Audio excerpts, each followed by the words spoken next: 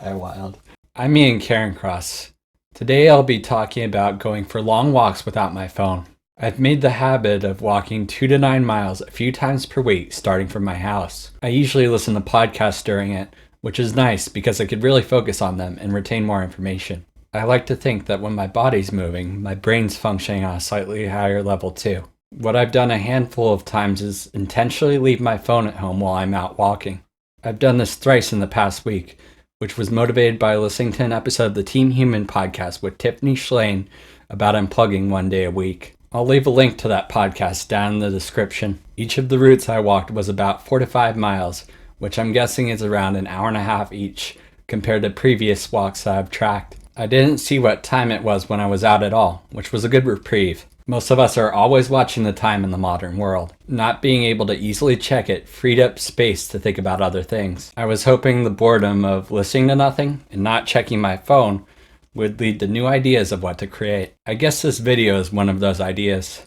While walking, I also connected 2 ideas I heard in a podcast and read an article a while ago about being grateful and self-improvement. I ended up writing a Facebook and WordPress post about that, which I guess defeats the purpose of this experience. On the other hand, I'm definitely not going to abandon all technology and go live in a cave. Computers do enrich my life, and I wouldn't have my job without one. However, more people are realizing that we need breaks from always looking at a screen and being perpetually online. Cal Newport and Tristan Harris are bringing those ideas to a larger audience. My recent breaks led to talking to more strangers in public and mostly feeling at peace. I could really look at my surroundings, which was particularly nice perched on top of a large rock in a nearby canyon. I did bring my field recorder to pick up environmental sounds on 2 of the walks. On the 3rd walk yesterday, the only things in my pocket were my wallet and chapstick. Without my phone this time, my thoughts became repetitive and annoying. The song Drug Scars by Smart Death was stuck in my head. I usually like that song, but it was driving me nuts on the walk. Walking my dog today, I broke the pattern by bringing my phone to listen to part of a podcast. In the future, I'll still leave my phone at home at times to give myself that break from the internet. Once when I walked down to the bay to read, I put my phone on airplane mode to focus. When I later told that to a friend, he was surprised, saying he couldn't even do that as a caregiver.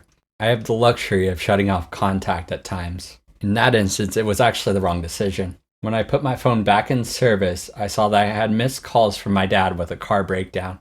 I felt guilty, but at least my brother responded faster to go help him.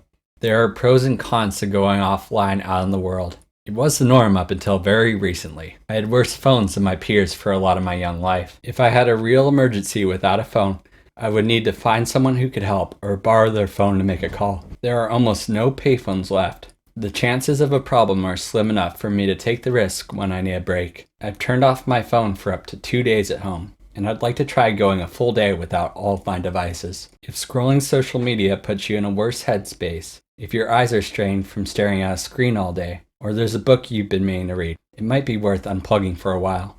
I certainly value it. That's all I have to say. Thanks for watching.